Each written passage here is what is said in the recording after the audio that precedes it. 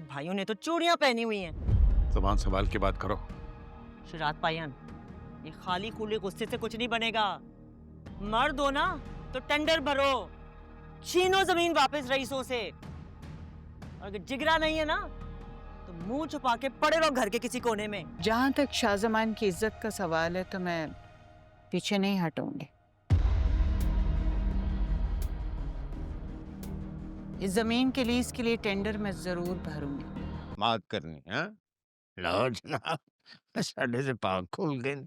आप आए हो, बात करनी है, करो फिर।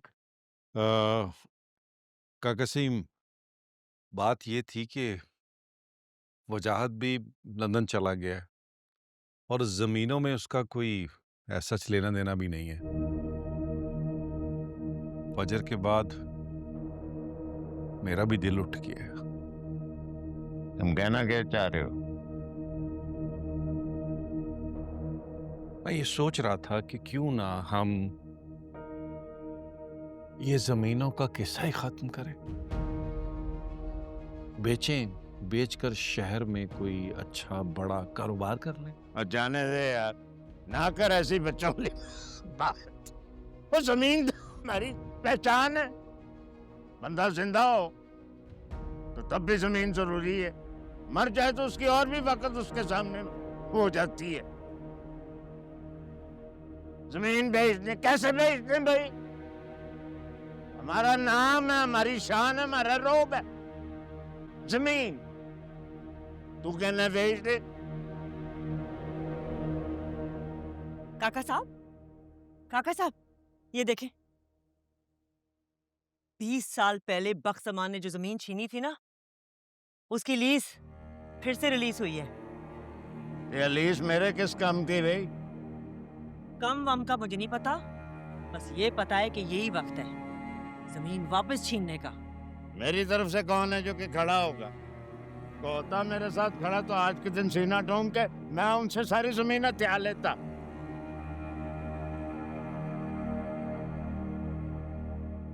इससे बेहतर मौका किधर था? सारे हमारे दुश्मन जो है वो रास्ते से हटे हुए हैं। बाज़मान जो है उसकी बेटी के भागने के ऊपर उसने खुदकुशी कर ली। शाहजमान जो है वो हादसे के अंदर मर गया, उसका बेटा पागल हो गया। और बदरज़मान जो है वो और उसके बेटे जो है वो अपने समुद्र के अंदर ही खुद ही खत्म हो जाएंगे। वो मेरे साथ पैर जोड़ के खड़ा होता तो मैं इस वक्त उनको मजा चखा देता, बता देता कि जमीन किस तरह छीनी जाती है। लेकिन उनकी करम है, अब तो मेरी कमर ही टूट गई है।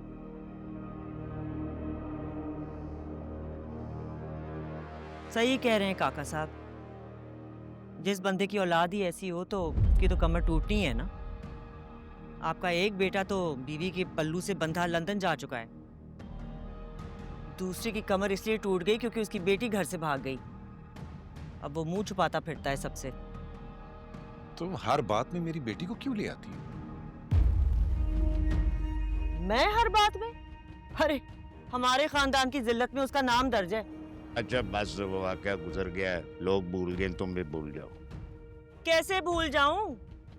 बदनामी जब सारा वक्त मेरे आमने सामने फिरती रहती है तो बंदा कैसे भूलेगा? नहीं भूलोगी ना तो नासूर बन जाएगा। नासूर बन जाएगा नहीं, बन चुका है। शुजात पायन, एक बात गौर से सुन लो, आपकी महारानी फजर ही सब कुछ नहीं है। अरे काका साहब ने आप दोनों भाइयों की वजह से जो जिल्लत सही है, जो मोहब्बत उन्होंने दी है आपको बदले में भी वही मोहब्बत देनी है वापस। नया जमाना है ताज बीबी, नया जमाना है।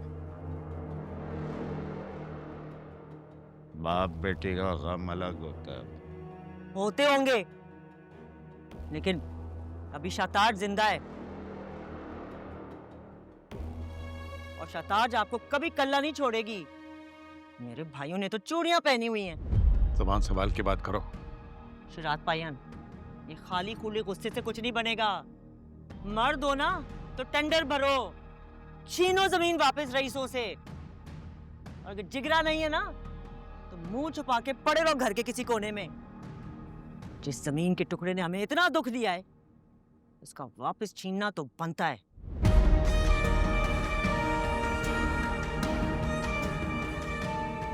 ठीक।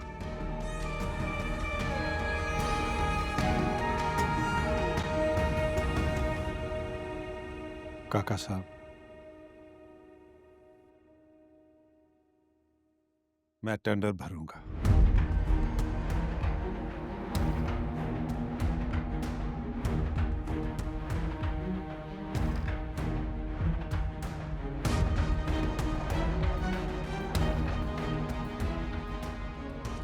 काका साहब, ये जमीन तो वापस आनी ही आनी है।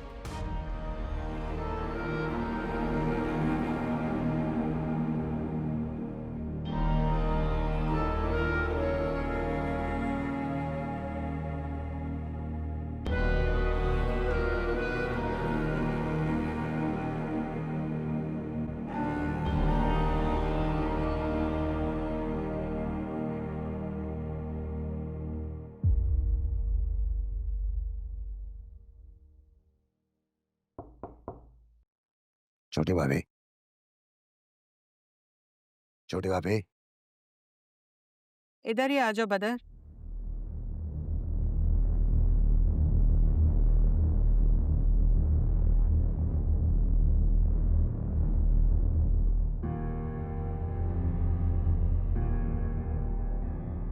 ये क्या है?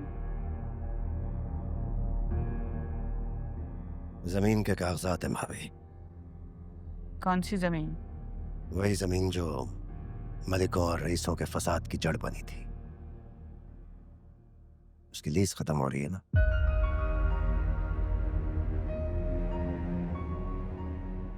इस दफा तो लगता है कि मलिक हमसे जमीन छीन ही देंगे भाभी,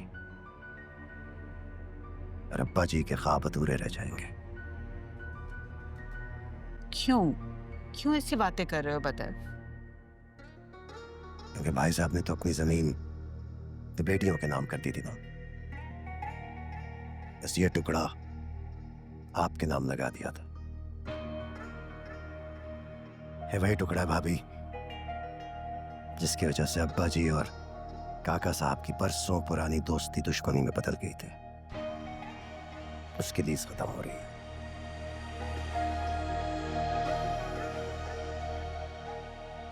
बड़ी मारामारी करनी पड़ी है भाभी, क्या बताऊं आपको। भाई साहब जिंदा होते तो कभी भी इस टेंडर को अपने हाथ से जाने ना देते, लेकिन अब वही नहीं है। बड़ा मुश्किल है। जहां तक शाहजमान की इज्जत का सवाल है तो मैं पीछे नहीं हटूंगी। इस जमीन के लीज के लिए टेंडर मैं जरूर भरूंगी।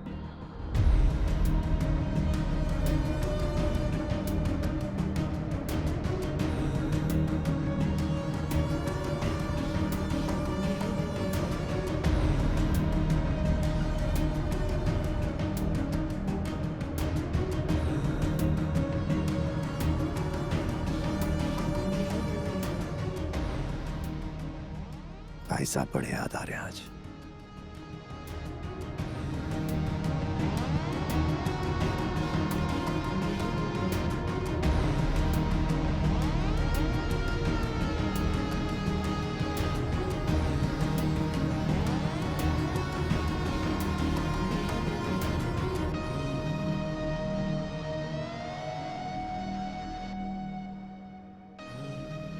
Don't worry, we will win. जी भाभी, इंशाल्लाह इंशाल्लाह।